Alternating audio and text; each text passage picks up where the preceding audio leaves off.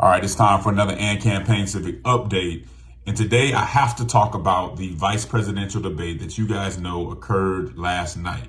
Now, if you were unable to watch the debate, if you watched the debate, but you want some analysis that doesn't have all the partisan spin, then you've come to the right place because I'm about to get into it. Now, usually vice presidential debates don't have a whole lot of impact on the presidential race.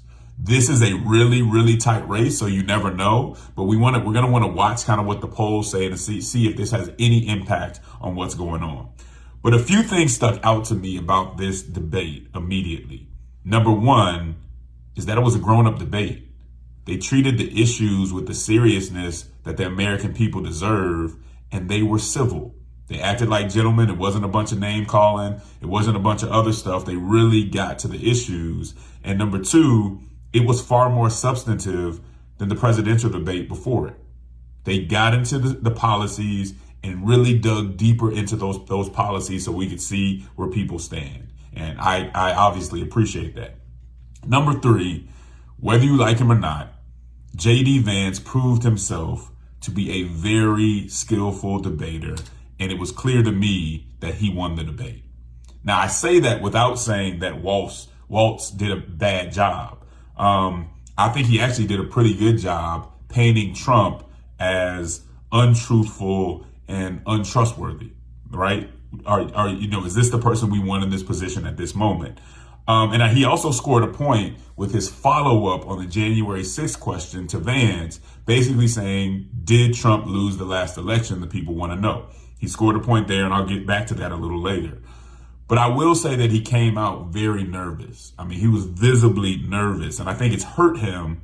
I don't think he was in fighting shape, so to speak. I think it's hurt him that he hasn't done as many interviews that Vance has done. Vance has been all over whoever wants to do the interview, whether he thinks it's going to be a friendly interview or not. He's doing those interviews, so he's in fighting shape. Walz was not in that shape. His worst moment to me, or a few of his worst moments, were when he was trying to give that defense or non-defense of some of the inaccurate statements that he's made in the past, namely about what happened in China. And it was just very awkward moment that he didn't answer it well. And there was an awkward silence, and that just wasn't a good moment for him. And it doesn't really go along with the character that he's playing as this honest, all shucks guy that is just trying to get down to business. That's a question that he knew was coming, and I'm surprised that he didn't answer that better. The other thing is he didn't seem all that comfortable covering foreign policy. So that's an issue that he may have to deal with it as well. It didn't feel like he was as well versed in it as J.D. Vance was. And then one of the main things about Walz is that he just seemed overcoached, where Vance was kind of fluid and he was responding to what Walz was saying. Walz was kind of stuck on his talking points, and he stayed there for a while. So he wasn't agile enough to really hit Vance on some of the things he could hit him on because he was just repeating talking points. So he was kind of like that running back who's running hard, but he's just running straight down the field. He ain't jigging nobody or anything, and that's what he came off looking like. And I think that's one of the reasons that he did not come out on top in this debate. Now, as far as J.D. Vance, in my opinion, J.D. Vance had a few objectives when he went into this debate.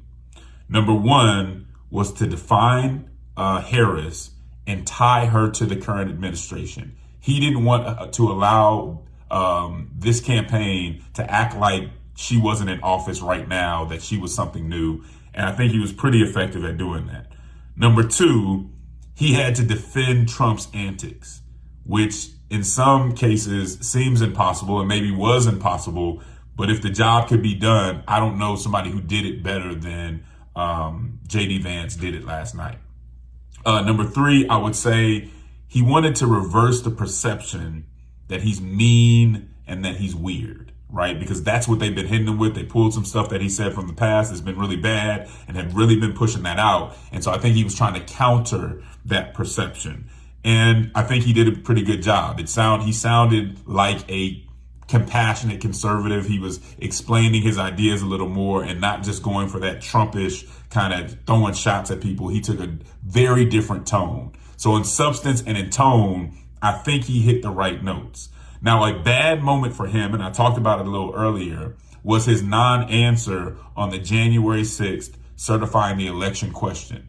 Did Trump win the election? Would you certify the election? Things of that nature.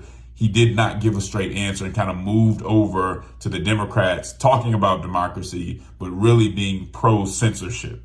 People saw that, and I think that was probably his worst moment in the debate. What sticks out most to me about J.D. Vance, though, in this debate was I always learned that before you debate somebody, before you debate in general, that you have to master the facts. And it was very clear on all the issues, whether you agree with him or not, that he had mastered the facts. And because he had mastered the facts, he was able to be quick on his feet and he was able to maneuver through the facts.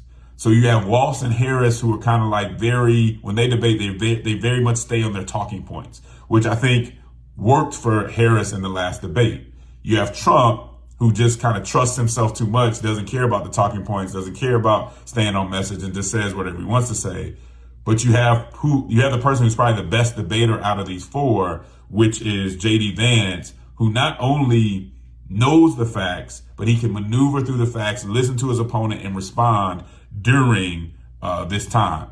One of the things that I think he talked about very well, again, he did pretty good on foreign policy.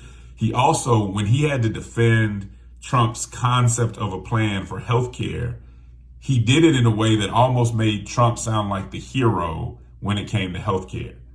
Now, we know that Trump came in talking about repeal and replace. He obviously didn't say that, but he made it seem like Trump actually moved towards fixing the system.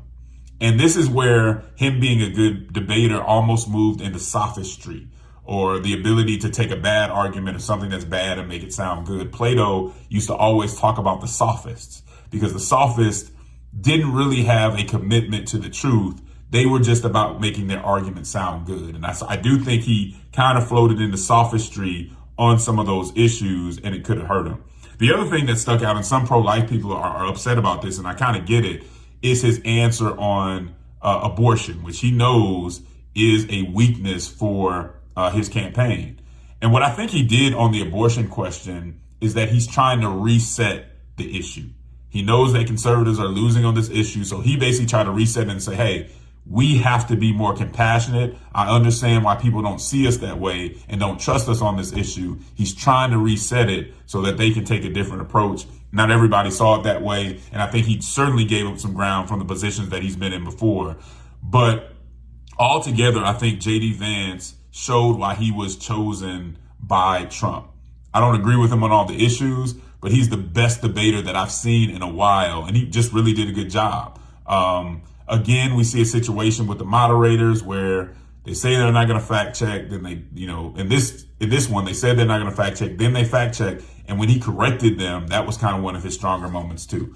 So it's interesting. Who knows if this will have any impact on the campaign, but it was a much better debate, and I think J.D. Vance proved himself to be a very skillful debater and somebody who has a strong understanding of the issues and the facts at hand.